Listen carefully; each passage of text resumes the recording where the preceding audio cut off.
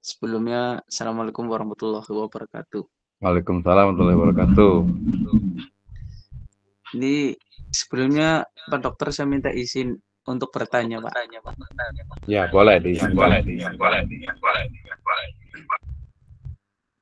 Tadi sudah dibahas tentang filsafat dan tadi juga saya dengar ada wujudul wujud. Untuk pertanyaannya, apakah ajaran Syekh Siti Jenar yang dia itu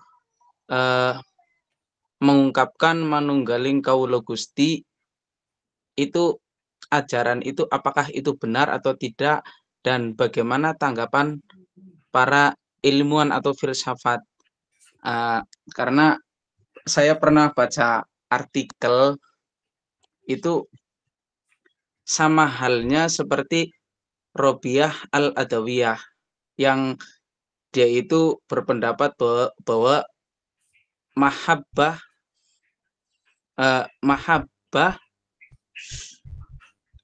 kawula Gusti yang artinya dia itu kecintaannya itu melebihi dirinya gitu, sehingga dia tidak mau kelihatan dirinya itu lebih baik di hadapan manusia.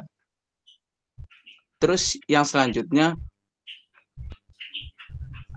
di surat Al-Hadid itu Al-Hadid itu ada wa huwa ma'akum ainama kuntum.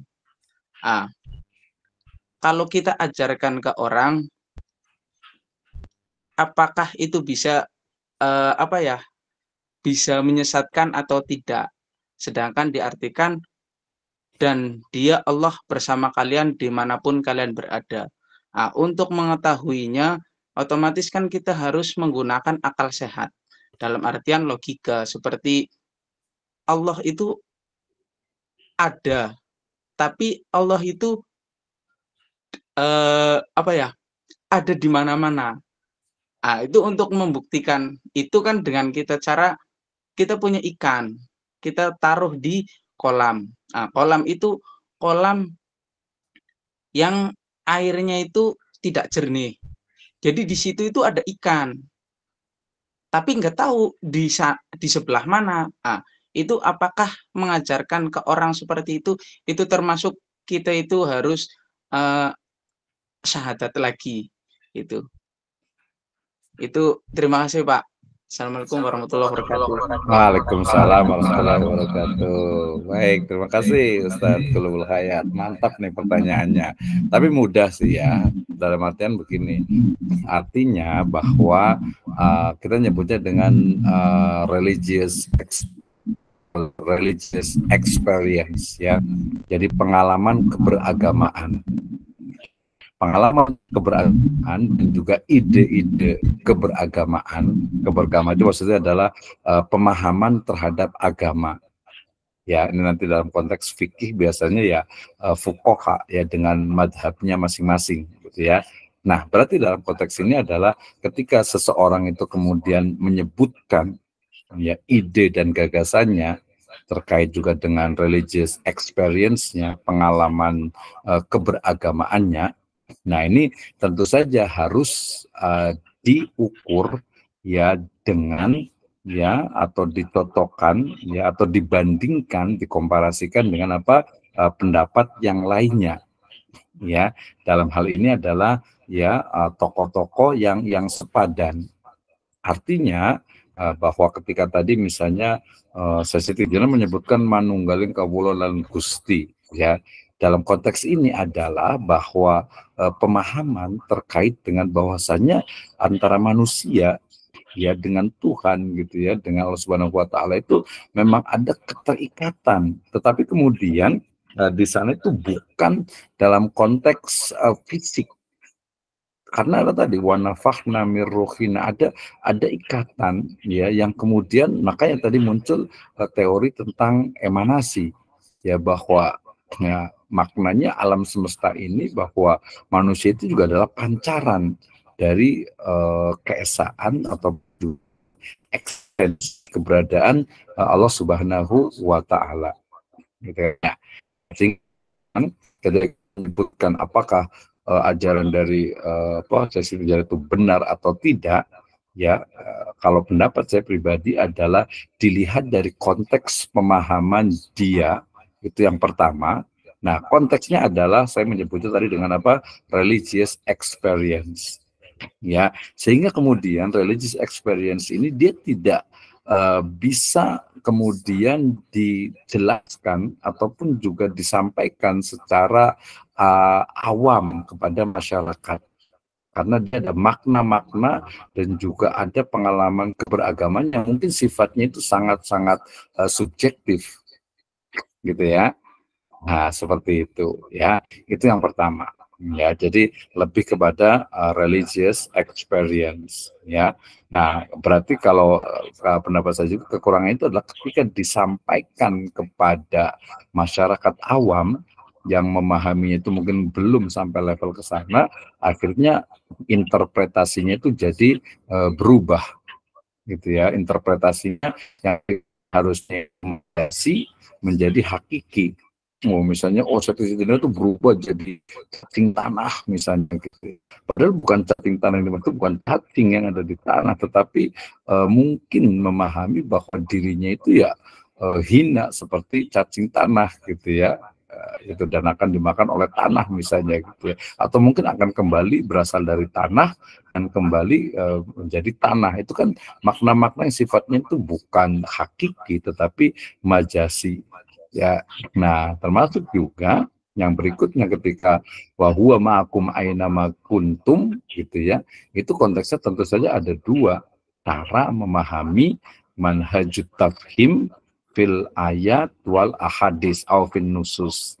Jadi memahami tentang teks ya, makna kontekstual atau makna tekstual dulu, revivalis dengan yang kontekstual.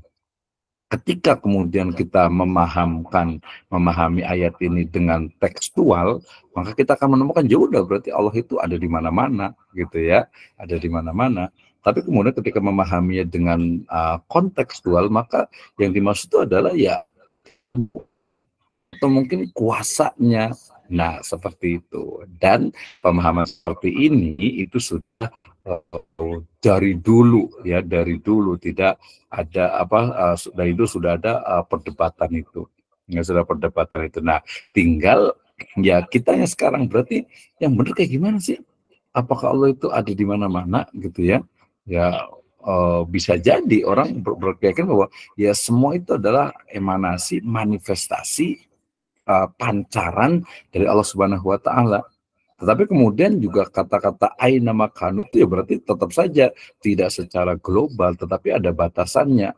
Ya ada batasan, misalnya berarti, mohon maaf ya, misalnya berarti di tempat-tempat kotor, di kamar mandi, di WC, gitu ya, berarti ada dong. Enggak, tetap saja tidak secara global, tetapi di situ lebih konteks kepada keilmuan, kemudian ilmu, kemudian pancaran, kemudian juga kuasa, dan juga sifat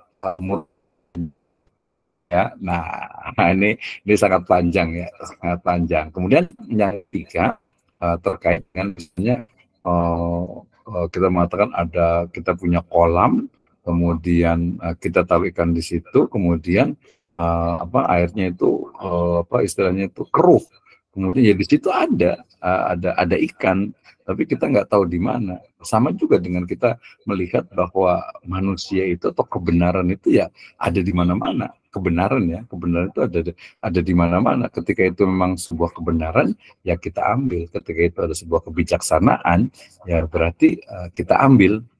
Nah, seperti itu ya. Sehingga kemudian ya dikatakan kalau kita kemudian mendogma diri atau kita berargumen bahwa berarti ya Allah itu misalnya itu ada di segala tempat gitu ya, tapi segalanya itu juga tidak secara global, ada batasannya ya, ada batasan. Tetapi kemudian kuasa, ilmu, pengawasan, saya lebih cenderung ke sana sebenarnya gitu, karena zatnya sendiri kan kita tadi ya kayaknya tidak berbicara wala tafakkaru fi dzatillah. tetapi kemudian meyakini bahwasanya Allah itu mengawasi ya kita di mana saja kita berada. Saya rasa itu adalah interpretasi yang kita bisa gunakan.